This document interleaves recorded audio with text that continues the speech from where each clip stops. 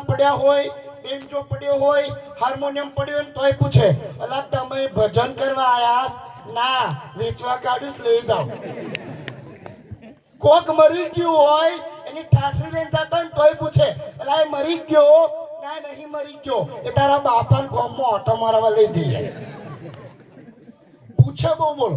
મંદિરમાં આપણી બાજુ ઉપર દર્શન કરે, આપણે તો એવું ભગવાન પાસે કઈ માંગીએ ત્યાં સુધી આપણી બાજુ ઉપર હામું હામું જોવે, અને તોય પાછા ફરી આપણને પૂછે તમે દર્શન કરવા આયા?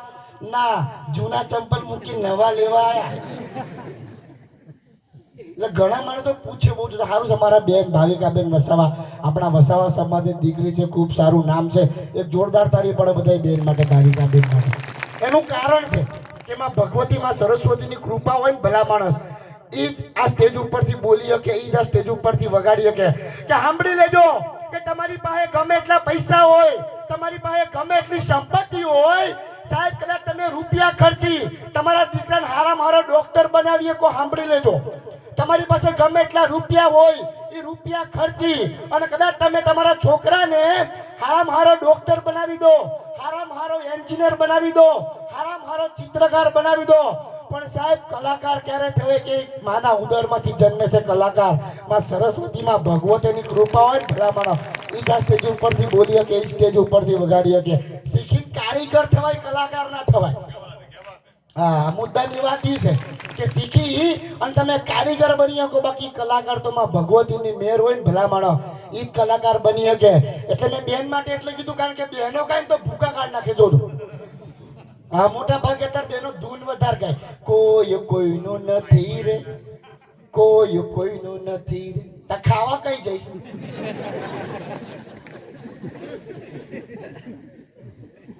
તમારું બાજુ મહિલા મંડળ ખરું? મહિલા મંડળ? હા કે ના તો બોલો.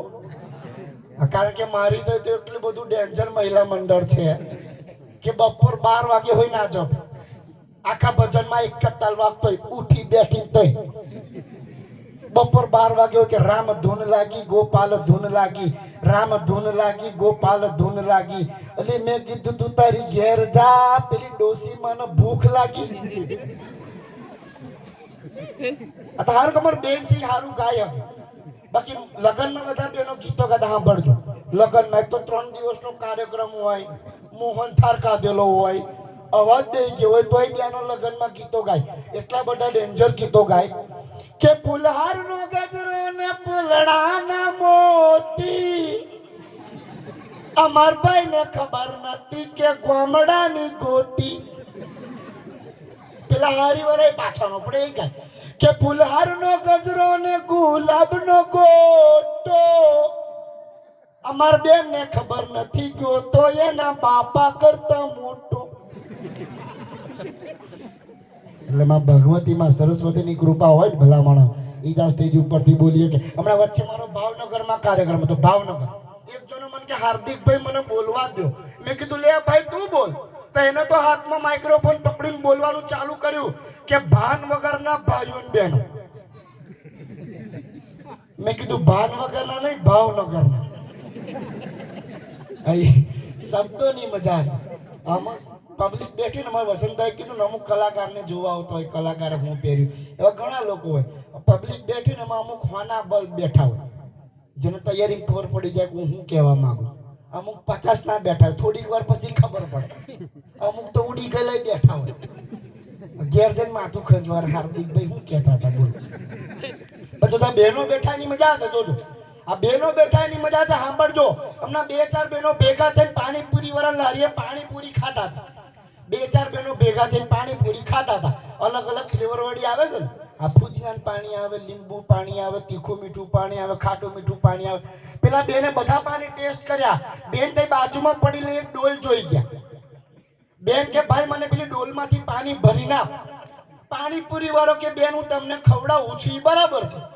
પાણીપુરી વાળાએ 2-4 વખત ના પાડી, પણ બેન માન્યા નહીં. એક બાળ હટ ને એક સ્ત્રી હટ, એક વખત હટ પકડે પછી કોઈ દિવસ છોડે નહીં. બેન પાણીપુરી વાળા ઉપર ખીજાઈ ગયા, ભાઈ મારે તને પૈસા દેવાના, મારે પાણીપુરી મફત નથી ખાવાની, મેં તને કીધું એમાંથી પાણી ભરી નાખ. પાણીપુરી વાળો કે કાંઈ વાંધો નહીં. પાણીપુરી વાળાએ 2-4 પૂરી ભરીને આપી. પેલા બેન તો ખુશ થઈ ગયા. જો ભાઈ મેં તને કીધું તું કે આમાંથી ખવડાવી ખાલી લસણના પાણીનો ટેસ્ટ આવ્યો, આમાંથી ખવડાવી તીખા મીઠા પાણીનો ટેસ્ટ આવ્યો, આમાંથી ખવડાવી પુદીનાના પાણીનો ટેસ્ટ આવ્યો, આમાંથી ખવડાવી મીઠા પાણીનો ટેસ્ટ આવ્યો. મેં તને કીધું એમાંથી તે મને પાણી ખવડાવ્યું, એમાંથી બધાનો હંગાત ટેસ્ટ આવ્યો. પાણીપુરી વાળો કી તારો બાપો ડીશો ધોવાની ડોલ છે. તું સમજે પાણી નથી. પણ બેનો તો બેનો જે કપાળમાં ચાંદલો કરે ને, કપાળમાં બેનો ચાંદલો કરે, એ ખરેખર પતિનું પ્રતીક કહેવાય. સાંભળજો કે બેનો જે કપાળમાં ચાંદલો કરે એ ખરેખર પતિનું પ્રતીક કહેવાય. પણ આજના બેનોની કોઈ ગેરંટી નહીં એને કઈ કઈ ચોંટાડે. આ કપાળમાંથી ઉખાડીને દિવાલે ચોંટાડે, ઘણા તિજોરીને કાચ ઉપર ચોંટાડે. આપણે ભાઈઓ કદાચ નોકરી ગયા હોય અને માથું દુખતું હોય ને એટલે સમજી લેવાનું ભાઈ પંખે જ લટકાયા હશે. અમારી સોસાયટીમાં એક બેન છે, સાંભળજો મજા આવશે. મારી સોસાયટીમાં એક બેન છે, રૂપિયાના સિક્કા જેટલો મોટો ચાંદલો કરીને આવ્યા. મેં કીધું કેમ બેન આટલો મોટો ચાંદલો? મને કે તમારી બેન તબિયત છે ને બહુ હારીશ કે. અઠવાડિયા પછી બેન પાછા મળ્યા, થોડોક નાનો ચાંદલો. મેં કીધું કેમ બેન આજે થોડોક નાનો ચાંદલો? મને કે તમારી બેન તબિયત થોડી બગડીશ કે. અઠવાડિયા પછી બેન પાછા મળ્યા, નાની કમથી ટીપકી જ કરી. મેં કીધું કેમ બેન આટલી નાની ટીપકી? મને કે તમાર ભાઈ સિરિયસ છે. જેમ તબિયત બગડે એમ ચાંદલા બદલે. બોલો, અઠવાડિયા 15 દિવસ પછી બેન મને પાછા મળ્યા તો પાછો મોટો રૂપિયા સિક્કા જેટલો ચાંદલો. બોલો, તો મેં બેનને પૂછ્યું, મેં કીધું બેન ભાઈને સારું થઈ ગયું? મન કે નાના બદલી જ નાખ્યા.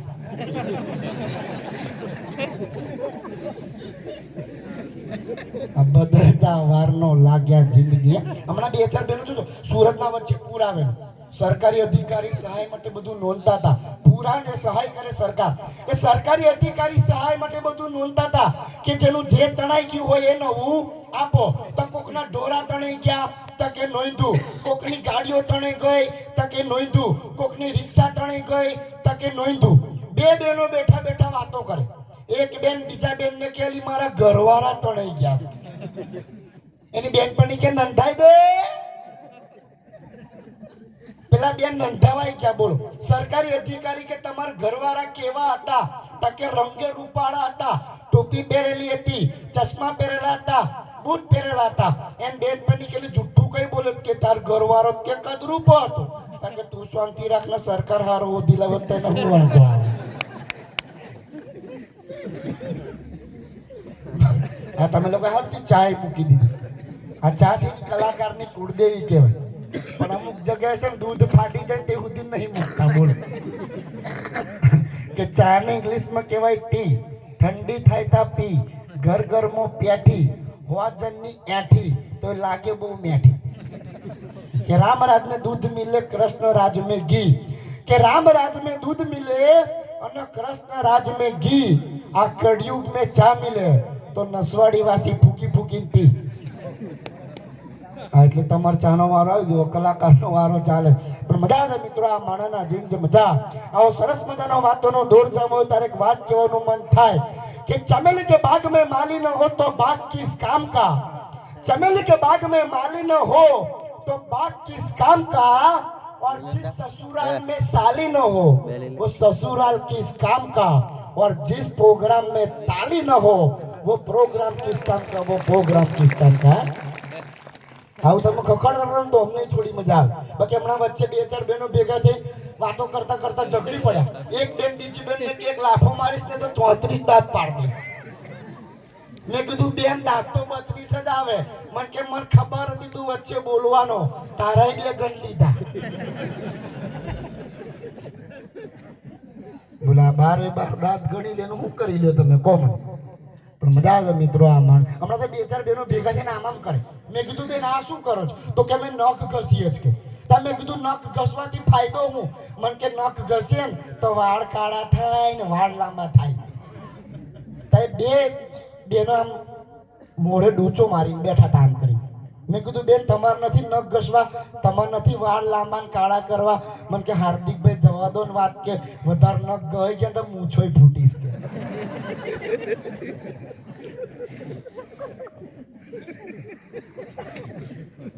પણ મજા આવે મિત્રો આ માણાના જીવની મજા કે આજના માણાને એકે વટે પહોંચીને કેમ કરી સમજવું હરિના ભજન કર પ્રભુના ભજન કર કારણ કે આ તો તમે પબ્લિક સારું મળે ને તો બોલવાની ગાવાની વગડવાની મજા આવે હા એનું કારણ છે કે બોલવા અને બકવા તણી મને ઘણી લાગે છે બીક કે બોલવા અને બકવા તણી મને ઘણી લાગે છે બીક પણ આ તમારા નસવાડી ગામમાં થોડું ને ફાવતું બોલાઈ જાય તો ઠીક ભલા માણસ થોડું ને ફાવતું બોલાઈ જાય તો ઠીક એનું કારણ છે કે મજા છે મિત્ર આ માણાના જીન જે મજા કે આજના માણાને કે વટે પહોંચે ને કેમ કરી સમજવું હરિના ભજન કર પ્રભુના ભજન કર બાકી હમણાં વચ્ચે એક જગ્યાએ કાર્યક્રમમાં ગયો 1.5 કલાક સુધી બોલ્યો કોઈ હશે નહીં કોઈ તાલી ના પાડે આયોજક મિત્રને બોલાયો એટલે મેં કીધું ભાઈ અહીંયા આ બધું હું જ મને કે તમે તમારે ચાલુ રાખો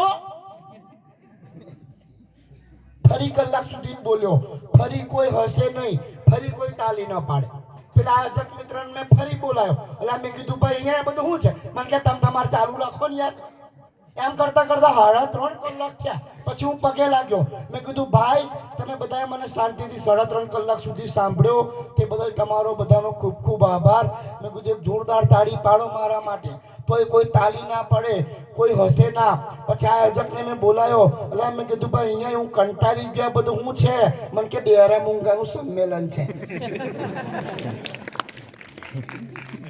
મને શું કરવા બોલાયા હમણાં વચ્ચે આ બાજુ દાહોદ બાજુ કાર્યક્રમ કરવા ગયો હતો દાહોદ બાજુ કાર્યક્રમમાં ગયો એક ઠોકેલી ગાડી આવી ઠોકેલી ખબર પડે ને કાર્યક્રમમાં મેં કીધું રેડી એક જણો મન કે હવારનો રેડી એટલે ફૂલ થઈને આવ્યો મને કે ભાઈ તું ગા એટલે મેં કીધું ભાઈ મારો ગાવાનો વિષય નથી મારો બોલવાનો વિષય મને કે એકવાર કીધું ને તું ગા ધાર્યું લઈને ઊભો થઈ ગયો મને કે હવારમાં ઘેર જવાનું મેં કીધું હા તા મને કે ગા તો મેં તો ગાવાની શરૂઆત કરી મને કે આમ નહીં હેમંત ચૌહાણના અવાજમાં ભજન ગા એટલે મેં કીધું ભાઈ મારો ગાવાનો વિષય નથી મારો બોલવાનો વિષય છે મને કે પાછું ધાર્યું શું કર્યું તો હું તો ધાકે ધાકે ગાવા માંડ્યો હેમંત ચૌહાણનું બહુ પ્રચલિત ભજન છે તું રંગાઈ જાને રંગમાં સીતા રામ તના સત્સંગમાં એકવાર ગાયું મને કે વન્સ મોર બીજી વાર ગાયું મન કે વન્સ મોર ત્રીજી વાર ગાયું મન કે વન્સ મોર મેં કીધું ભાઈ વન્સ મોર કરવા જ પ્રોગ્રામમાં આવ્યો છું એમ કરતા કરતા મેં 5 વખત ગાયું પછી એને હું પગે લાગ્યો મેં કીધું ભાઈ તમે મને હેમંત ચૌહાણના અવાજમાં સાંભળ્યો તે બદલ તમારો ખૂબ ખૂબ આભાર મને કે જય સુધી હેમંત ચૌહાણનો અવાજ ના નીકળે ને તે સુધી ગા પછી ખબર પડી કે ખોટો ભરાઈ ગયો બોલ હમણાં વચ્ચે તો હું ઘેર ભજન ગાવાની પ્રેક્ટિસ કરતો હતો તમારા બાકી જયા મને કે તું અમેરિકા જા લંડન જા પણ ઘેરથી જા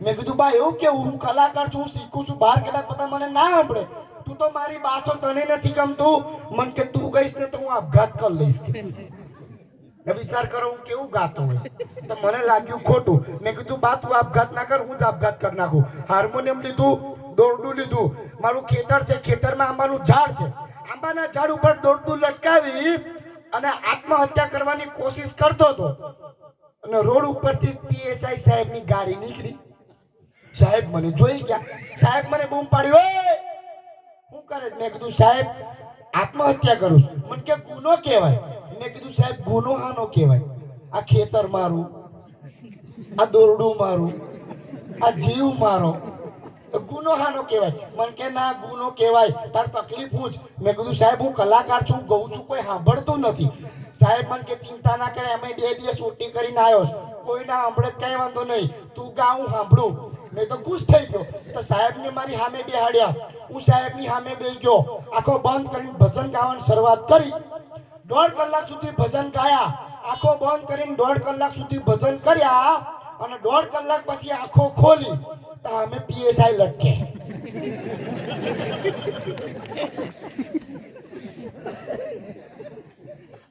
વિચાર કરો હું કેવું ગાતો હોય હમણાં વચ્ચે ઘેર ભજન ગાતો હતો મેં કીધું ગોવિંદ બોલો હરિ ગોપાલ બોલો ગોવિંદ બોલો હરિ ગોપાલ બોલો તા બાજુમાં આવીને માર ઘરવાળીએ ચાલુ કર્યું મને કે જમવાનું જોઈતું હોય તો તુવેર ફોલો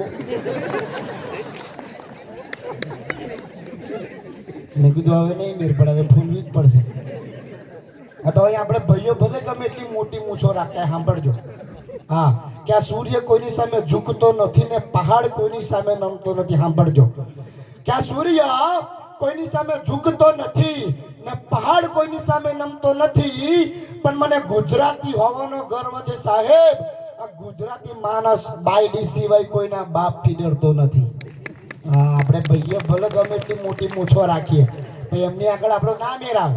હમણાં વચ્ચે દિવાળી ટાઈમમાં પ્રોગ્રામ કરી, સવારમાં 4 વાગે ઘેર ગયો, મારી ઘરની બધી લાઈટો ચાલુ, બધાય પંખા ચાલુ, બબ્બે સિરીજો હરગે, બબ્બે હોલેજોનો હરગે. હું ખીજાયો, મેં કીધું કોણે ચાલુ કરી? બહાર આવીને માર ઘરવાળી કે મેં કીધું બહુ મસ્ત લાગે, બીજી 2-4 હરગા. તમને મારા લગ્નની વાત સંભળાવું જોજો, જય મોજાવે તે 2 તાળી પાડજો. તમારા આ બાજુ મને ખબર નહીં, પણ અમાર બાજુ છે ને બંધ બાજીમાં લગ્ન થાય.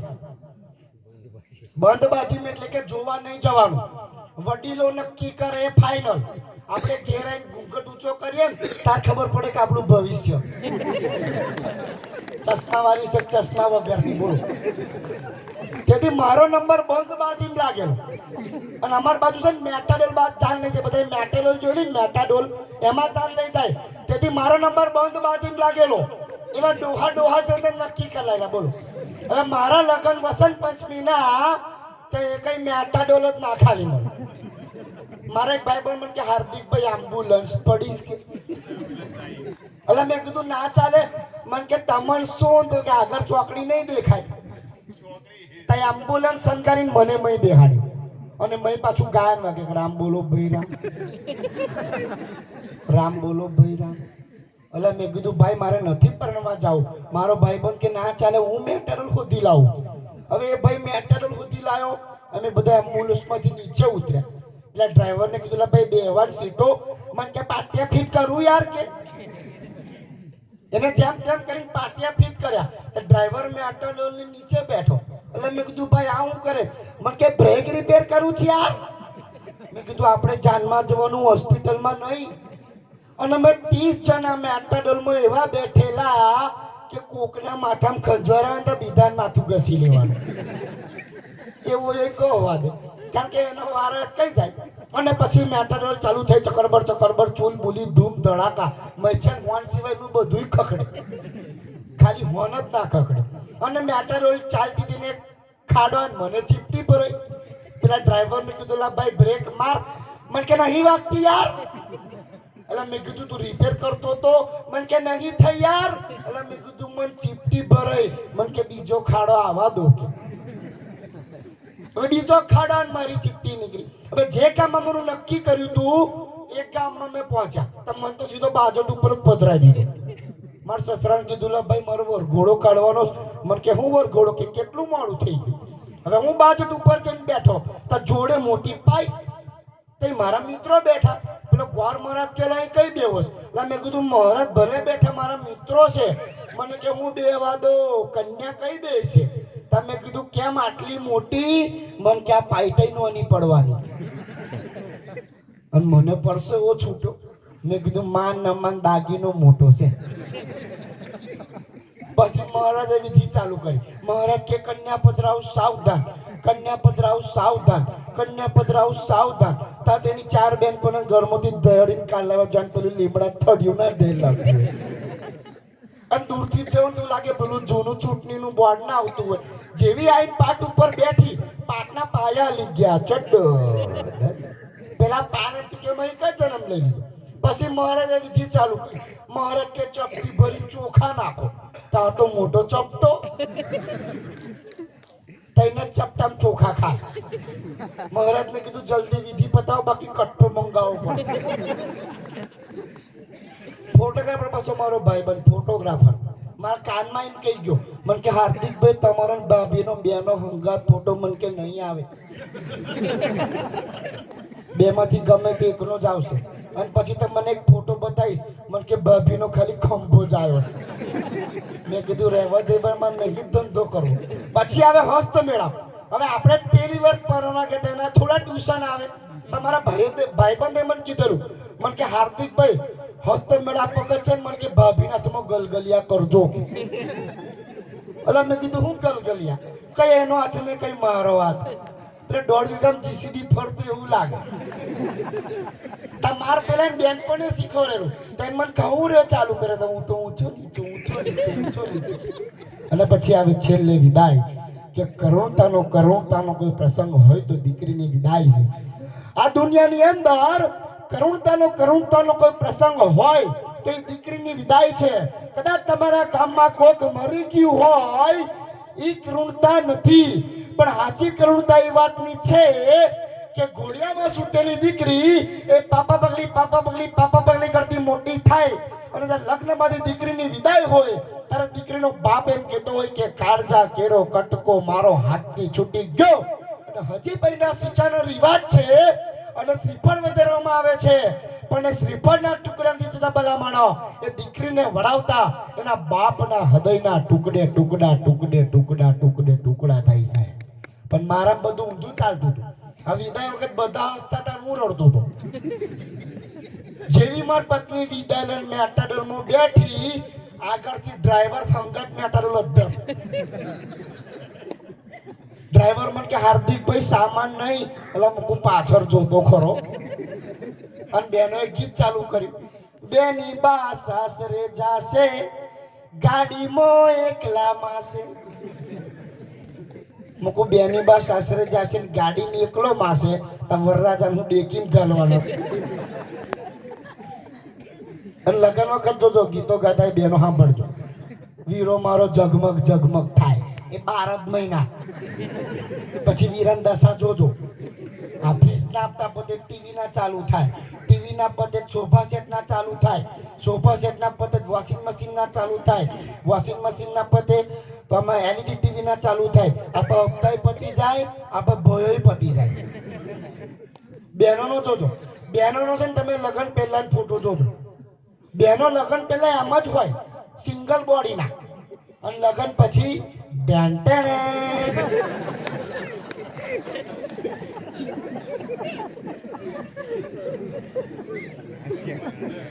ખબર નહીં હરીમજન હું ખાય.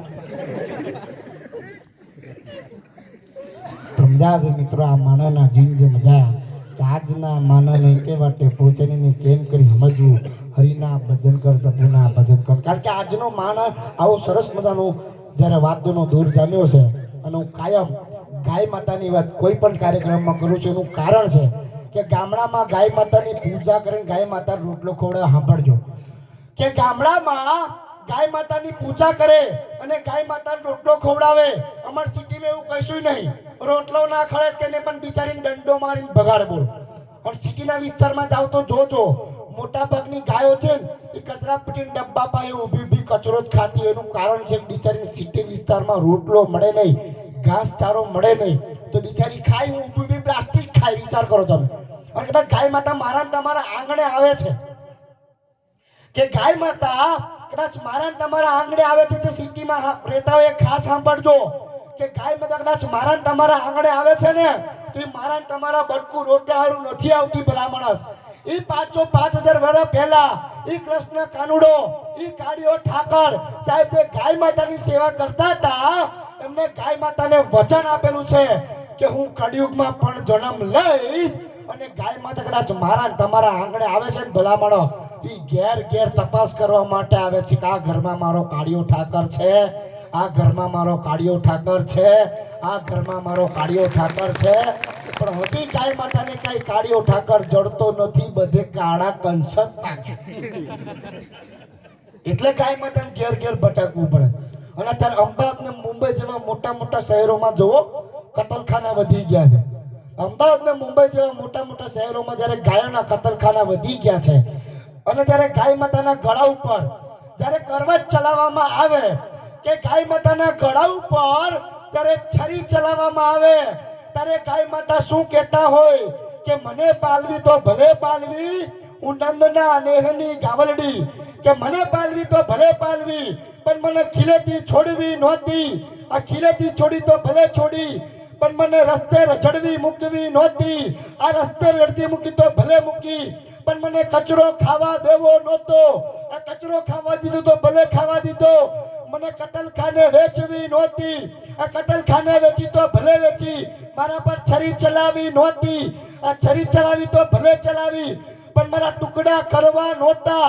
મારા ટુકડા કર્યા તો ભલે કર્યા, મને ચૂલે ચડાવી નહોતી. મને ચૂલે ચડાવી તો ભલે ચડાવી, પણ મને વઘારવી નહોતી. મને વઘારી તો ભલે વઘારી, પણ મને થાળીએ પીરસવી નહોતી.